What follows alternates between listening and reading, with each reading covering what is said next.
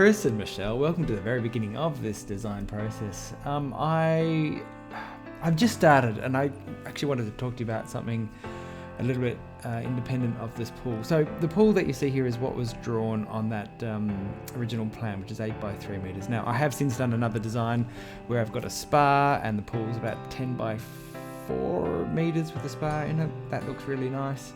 I've changed all the trees, changed all the planting, so on and so on. But here is where I was heading with this first approach. This one here, I've gone with kind of a light paver all throughout around the pool and the alfresco spaces. I've got a little stone wall and some trees in the background there. Now I have actually replaced those trees with some espaliered fruit trees along there.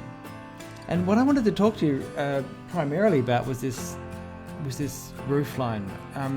Where this outdoor kitchen's going to go, and there's a pathway, and right next door is that roof line and that brick wall, which we have to do something about. And I started to draw this timber panel here, and I've got the path coming up and down up the side here. But I wanted to talk to you about extending this roof line out over this area here, because what it's going to do to the space inside the alfresco is quite remarkable.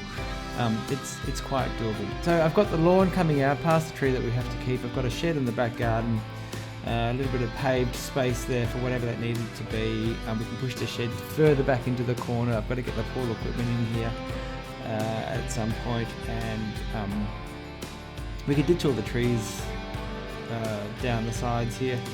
I was just dotting things around and playing.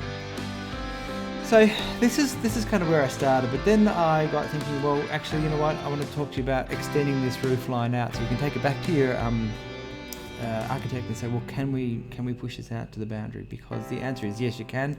You can go to 3.2 meters in height for 10 meters plus the 25% of the remaining length of the boundary. So you can see here, I've just gone with white panels, extended the ceiling out. I've put skylights in there because it's just a nice cool effect on that wall. And what it does in this area here is it makes it much bigger. And so we've got room for the dining table. We've got a really comfortable lounge suite, a comfortable space for lounge suite in here. And so I wanted to run that by you. I know you're moving forward into construction, but what we often do is we come into a build that's already been built, and then we actually do like an extension and do exactly what I've just done. But it might be worth doing this at this point in time. You can see I've just gone hydrangea mad throughout this garden. The next one has a beautiful 2 by 2 meter spa. It's longer. It does the pool's longer and does a little bit of a dog leg.